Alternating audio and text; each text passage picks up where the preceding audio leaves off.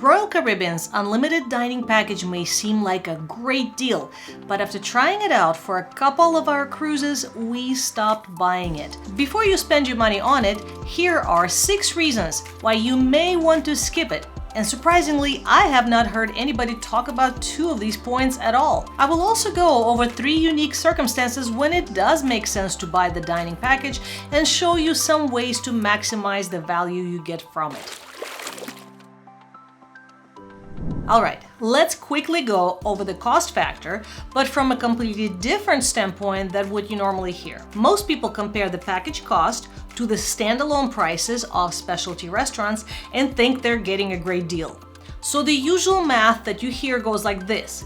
If the dining package costs an extra $300 and you have 7 dinners and 3 lunches in specialty restaurants, that's about $30 per meal. And if those restaurants cost $40 to $50 each, you're saving a lot of money. But here's the catch. You've already paid for the food in the base price of your cruise. So this $30 price tag is on top of what you already paid. So let's say you paid $100 per day to be on this cruise. You can probably allocate $25 to $30 to the dinner you already paid for. So now you're actually paying closer to $60 per meal. For many people, this additional cost just doesn't make financial sense, especially when the main dining room and the buffet offer delicious meals that you already paid for. While we do usually enjoy a dinner or 2 at a specialty dining restaurants on our cruises, adding the unlimited dining package can actually feel like you're paying twice for all your meals. After you pay for the unlimited dining package, it somewhat ties you into having to eat at the specialty restaurants every meal, which means you're committing to a 2-hour dinner every night to get your money's worth. And if you return from, let's say, a long excursion and you're tired, it's easy to decide to skip the main dining room and get a quick dinner at Windjammer. Or if you still want to go to a nice dinner, but the kids are tired, they may want to go grab a bite at Sorrento's and you go head out to Chops. But if you paid for the dining package for the whole family, if you skip a dinner or 2, you're actually losing a lot of money versus just paying for a couple of specialty restaurants as you go and being able to cancel them if you don't feel like going that night. Now here's a surprising downside we found when we purchased the unlimited dining package for ourselves. It's just too much food. When you're on vacation, it's tempting to indulge, especially with access to endless gourmet meals. But after a few days of having big lunches and dinners, you start feeling like a stuffed turkey. The specialty restaurants usually serve rich, heavy meals, and while that sounds great, it can get overwhelming fast.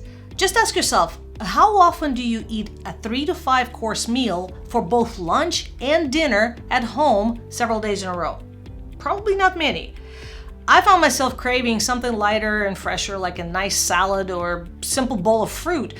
And let's not forget the dreaded vacation weight gain. Most sources mention that an average person gains 5 to 10 pounds on a week-long cruise.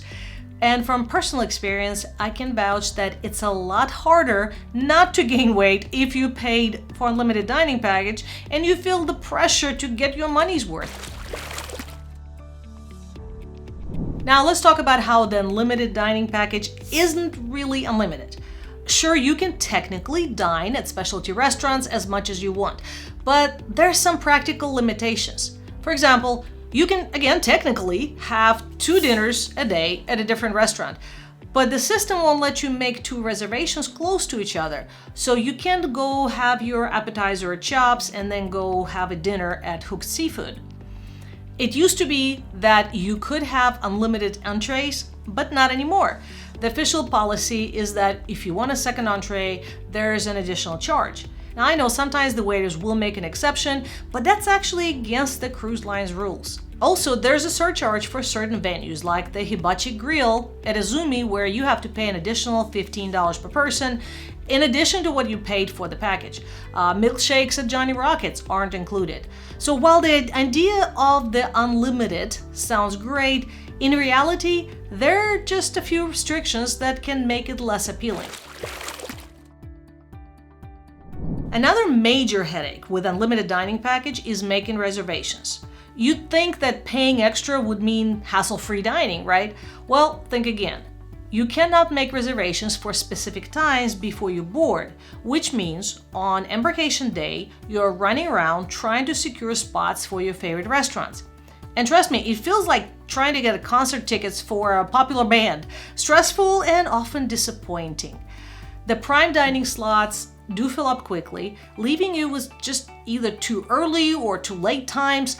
So while you might dream of dining at 7 p.m. every night, you could end up with a 5 o'clock or a 9 o'clock dinner slot. And you're paying a lot of money for these dinners, so it can dampen your experience. This is one of the big reasons why we prefer to just pay for a couple of dinners before the cruise, but only after we look at the included dining room and deciding which nights the menu doesn't appeal to us as much, so we get to enjoy our favorite dining room meals like the beef tenderloin or lobster and still have perfectly timed reservations for chops or Giovanni's. Let's talk about the quality of the dining experience. You might think that paying extra guarantees a top-notch experience and meal, but that's not always the case. Sometimes specialty restaurants can be hit or miss. While some nights you might enjoy fantastic service and delicious food, other nights might find the service slow and the food is not much better than what's offered in the main dining room. So it is a bit of a gamble. Plus, the ambiance varies significantly. Some restaurants are cozy and quiet, while others are nosy and crowded. In fact, I recently did a video from our Icon of the Seas cruise, and their specialty dining made it to my top 5 negatives for the ship. I'll link to it up here in the description. So while you're paying for a premium experience, it does not always feel worth the extra cost. When it comes to dining with a larger group, the unlimited dining package can quickly become a financial burden. For 2 people, it might be manageable, but for a family of 4 or more, it adds up fast. Each additional person means more dollars spent. Let's say your package is $250 per person. So for a family of 4, that's an extra $1,000. At the same time, a 10-year-old kid is not going to eat nearly as much as an adult. So if some members of your sailing group aren't big eaters or prefer simpler meals, it can feel like just money wasted. With all that said, here are 3 unique cases where dining package does make more sense. For those who frequently sail with Royal Caribbean, the unlimited dining package can be a great way to mix things up. If you are cruising multiple times, the main dining room and the buffet options might start to feel repetitive. Having access to specialty restaurants adds variety and keeps the dining experience exciting. If you're planning back-to-back cruises, the unlimited dining package can be a strategic choice. We frequently go on back-to-back cruises instead of one longer cruise for a number of very unique benefits, and this is one of them. I will be making a video very soon going over the things that make back-to-back cruises unique, and I'll link to it here and in the description when it's out, so make sure you subscribe and hit that notification bell. But since the menu on the back-to-back cruises is going to be the same, what we like to do is get specialty dining package for one leg and then enjoy the options that are already included on the second leg. This approach prevents getting bored with the same menu, and it's a lot more cost-effective than purchasing the package for the whole cruise length. For those hesitant to buy the unlimited dining package, the smaller dining package offers a great compromise if it's available. On our last 5 or 6 cruises, there were different package variations offered, and we've seen anything from 3-night dining, Chops Grill plus 1 other restaurant, Chops Grill plus 2 other restaurants. They seem to vary from sailing to sailing, but these packages allow you to experience some of the specialty dining restaurants without having to buy the whole unlimited package. To get the most out of your unlimited dining package, have a solid booking strategy. As soon as you board, head straight to any specialty restaurant to make all your reservations for the week. This way, you can secure the best dining times and avoid the stress of trying to make last-minute bookings. Smart meal planning is key to get the most out of your package. You can schedule your lighter meals for lunch if you're planning a big dinner. And don't be afraid to ask for half portions or share dishes so you can try different variety without overeating. To maximize the value of the package, make the most of the included benefits. So plan to dine at the pricier specialty restaurants where you get the most bang for your buck. And don't forget to use your package for lunch on C-days and take advantage of any a la carte options like Johnny Rockets or Playmakers for snacks. This way you get more meals covered under the package, stretching your dollar further. If you would like to see more helpful tips on how to save money and get more out of your cruise, check out this playlist next and this video that YouTube thinks you'll like.